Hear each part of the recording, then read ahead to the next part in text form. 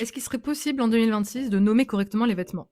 Je m'explique. En ce moment, je vois beaucoup passer ce type de veste. J'ai été assez surprise de voir que les gens l'appellent la veste chinoise, ce que je trouve absurde, comme si un pays, une culture, se résumait en une seule silhouette. C'est réducteur et surtout historiquement faux. Alors j'ai eu envie de remettre un petit peu de contexte et de vous aider aussi à en apprendre plus sur vos habits. Parce que c'est toujours important finalement de savoir ce qu'on porte. Petit disclaimer évidemment, je ne prétends pas avoir la science infuse. Il y a des choses que j'ai peut-être oubliées, qui ne sont peut-être pas assez approfondies. Si c'est le cas, je serais très heureuse de pouvoir en discuter avec vous et d'avoir vos retours. La veste dont on parle s'appelle en réalité le tang chuang. Désolé pour la prononciation. Qu'on traduit littéralement par vêtement Tang. Contrairement à ce que l'on croit, ce vêtement n'a pas grand chose à voir avec la dynastie Tang elle-même, qui s'étendait du 7e au 10e siècle à peu près. Les racines du tang chuang se situent à la toute fin de la dynastie Qing, entre le 17e et le début du 20e. Il trouve son origine dans le ma gua, littéralement veste de cheval, un vêtement court issu de la culture mandchoue, imposé aux populations Han durant cette période. À l'origine pensé comme un habit masculin, il n'est pourtant pas rare de le voir porté par des femmes selon les contextes et les usages.